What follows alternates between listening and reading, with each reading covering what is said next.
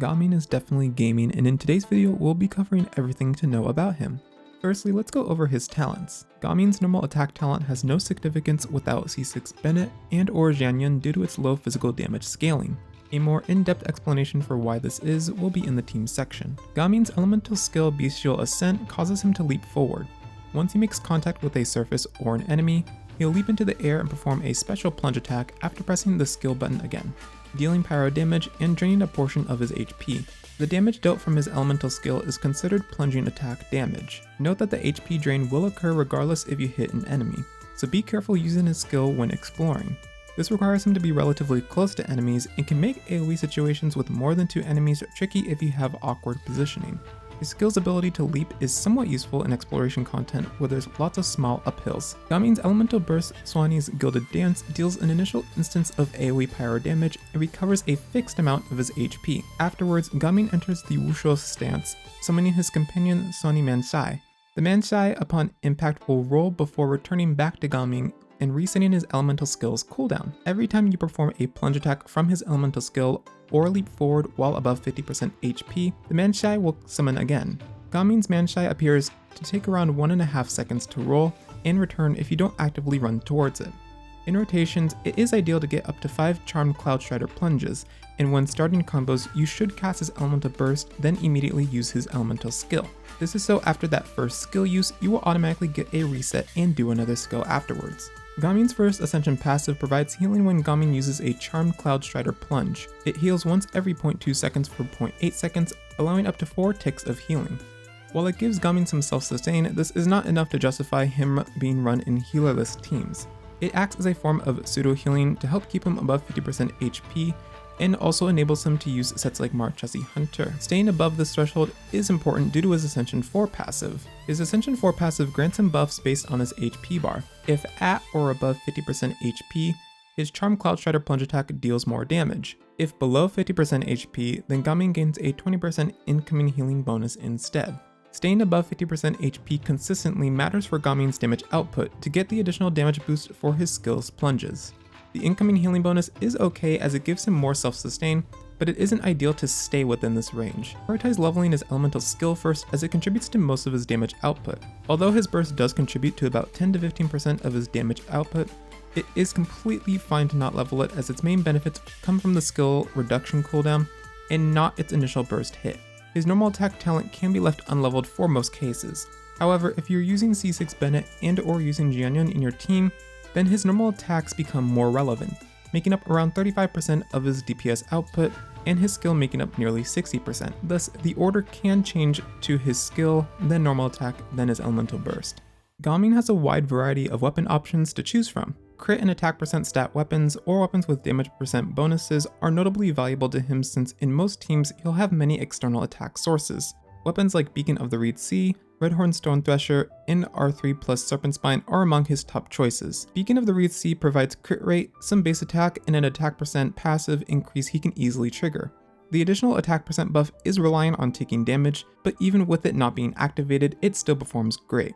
Redhorn Stone Thresher is quite strong despite being purely a crit stat stick. The large amount of crit damage becomes more valuable for Gaming when accounting for the use of 4-piece Marchesi Hunter, giving him easier access for high damage potential. The passive unfortunately matters little for him even in scenarios where he has C6 Bennett and is weaving in normal attacks, but regardless, it remains a strong choice for him. Serpent Spine is debatably his quote-unquote best weapon in terms of value and investment. At low refinements, it reaches the power level of his low tier 5-star options and at R3+, becomes competitive with Beacon and Redhorn.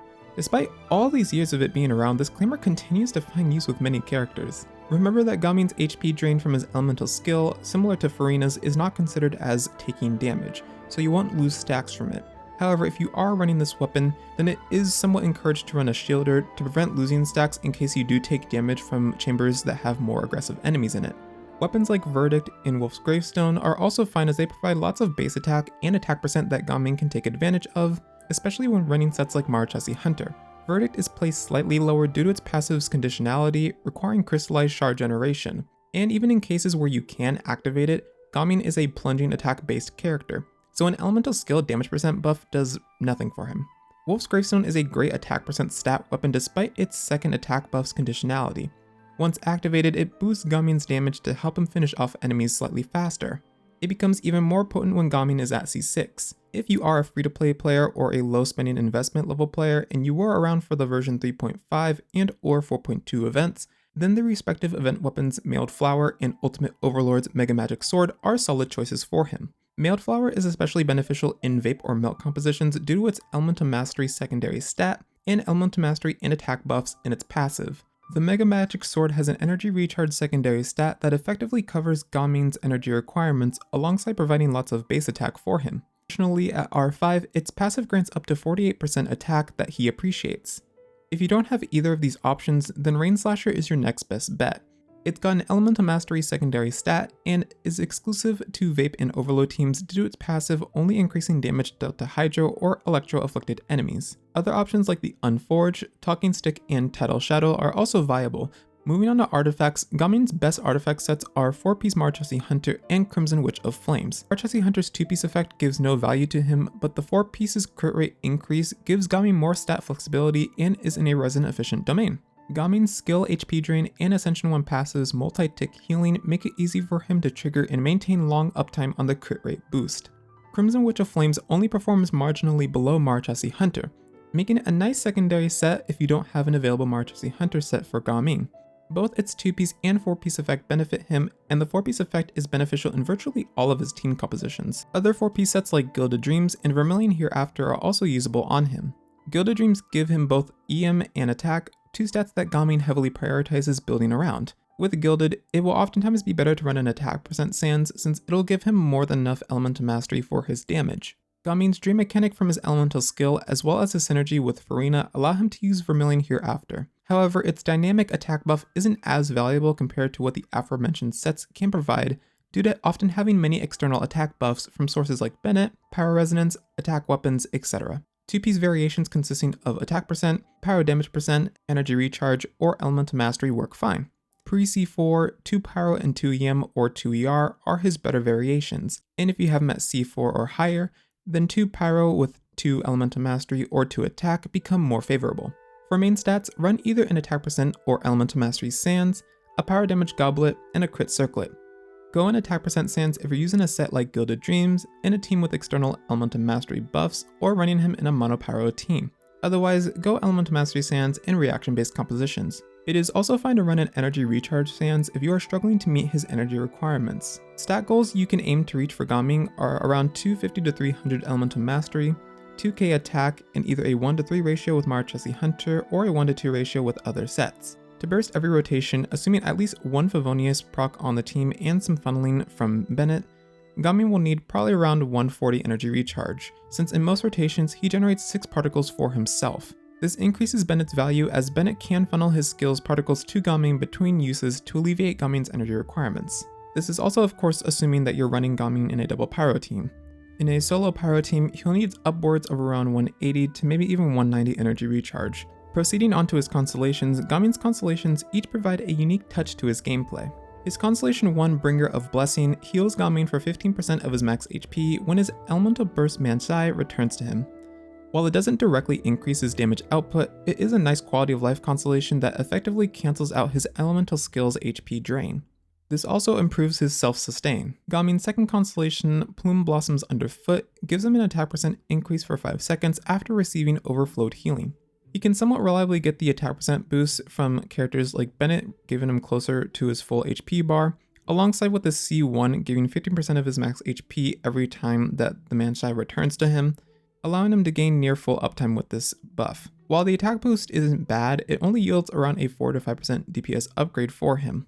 Having many external attack buffs from things like Pyro Resonance, Bennett's burst of flat attack increase, and sets like Noblesse and Tenacity makes another 20% attack just okay for Gamin.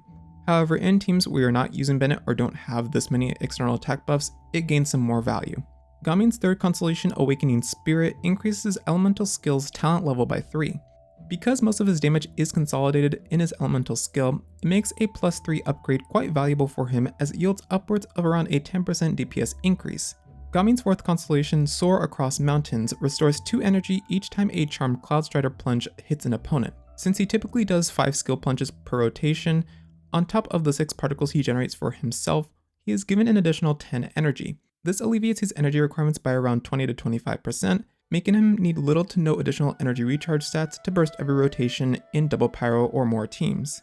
Because of this constellation indirectly increases his DPS by around 8%. However, this does not give an excuse to use a set like 4-piece Shimenawa's Reminiscence because you will still need more energy if you use it.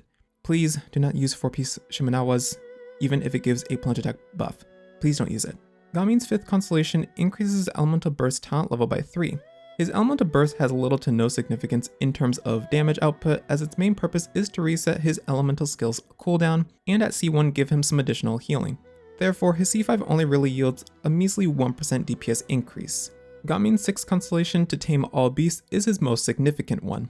At C6, Gamin's Charmed Cloudstrider's crit rate and crit damage is increased by 20% and 40% respectively, and its AoE is increased. Not only does this alleviate minor issues regarding his elemental skills' limited positioning in multi-enemy situations, but the crit increases give a significant boost in damage alongside helping with stat optimization. Such a constellation puts him on equal playing field with lower tier 5-star DPS characters like Yoimiya and Diluc, which is actually pretty great for a 4-star unit. On average, this constellation gives Gamin a 17% DPS increase, upwards of 20% in some cases. In teams, Gamin acts as the on-field DPS, thus teams that you build are often centered around him and the way units benefit him.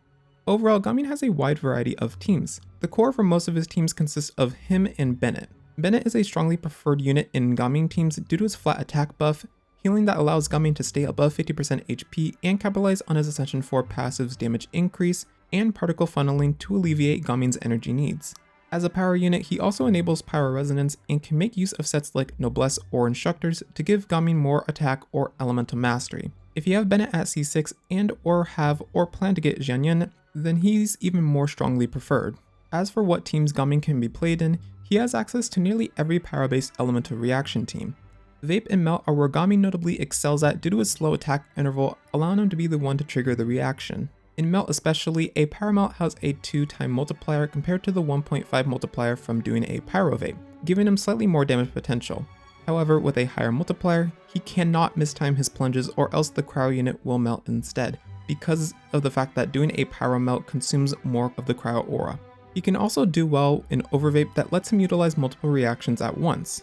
Monopower teams at base are good as he has lower energy requirements and is less reliant on reactions to deal damage. If you have Chevreuse, and especially at C6, then Chevreuse overload teams are viable as well and makes not using Bennett more comfortable. We'll now cover the elemental units that perform well with him by team archetype. Starting with Vaporize, Farina, Xingqiu, and or Yelan are the premier Hydra options for off-field application and damage.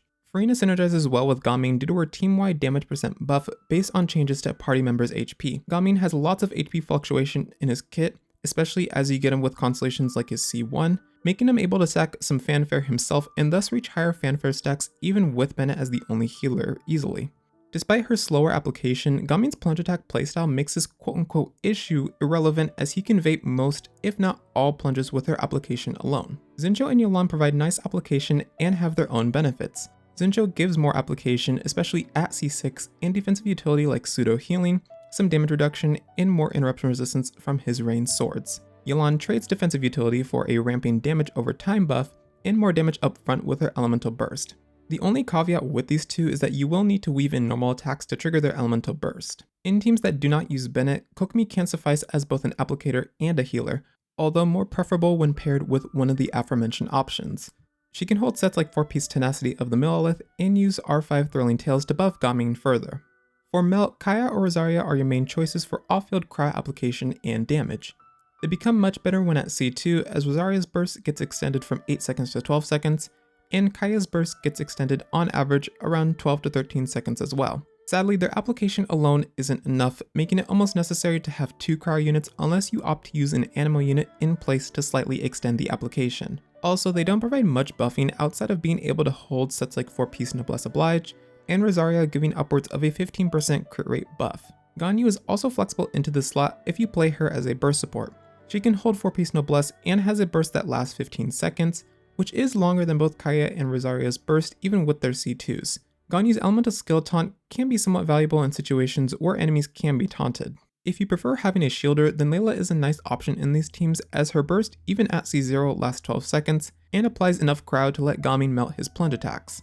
Layla has an effective shield that gives Gaming some comfortability, especially if he is holding a weapon like Serpent Spine that relies on him not taking damage to maintain stacks. Her constant application from her skills Star Shots, which is further enhanced by her elemental burst, allow her to hold 4-piece tenacity of the Millilith. Although Layla isn't considered a sub-DPS by any means, she can deal an okayish amount of damage at high investment or Constellations. In Overload or Overvape teams, there is a wide selection in the Electro department. Sub-DPS units like Fischl, Yamiko, and Beidou will be the primary characters here. Fischl specializes in single target with Oz's fast attack frequency, increased damage from her C2, coordinated attacks from her C6, and extra damage from her Ascension 4 passive if Gaming triggers the reaction. Yamiko and Beidou can be better in AoE due to Yai's turret targeting selection being able to spread somewhat decently in 2 to 3 enemy situations, and Beidou's burst spreading to multiple enemies reliably. Beidou excels in AoE with Constellations like her C2 while also providing minor defensive utility through a shield at C1. If running double Electro with something like Fischl and Yamiko together, one of them can hold 4-piece tenacity of the Millilith to reliably trigger its passive effect for the team. In pure Overload teams, Chevreuse is highly recommended as she gives a Pyro and Electro resistance shred and an attack buff of 40% in both of her passives. This frees the necessity of sets like Noblesse or Tenacity on other units. Additionally, at C6, she provides upwards of a 60% Pyro and Electro damage bonus, which both Gaming and other characters that can get that little tick of healing from her greatly benefit from. For Mono Pyro, the only team really is Gaming, Bennett, Xiangling with an Animo Flex. Bennett provides healing and buffs that benefit both Gaming and Xiangling provides AoE damage for the team. Other Pyro Flexes include Toma and C4 Yanfei if you are in need of shielders, and in Toma's case specifically, especially if you are using him in a reaction-based team like Vaporize, be careful when triggering normal attacks and triggering Toma's elemental burst because there is some potential for Toma to steal some of the vapes in such teams.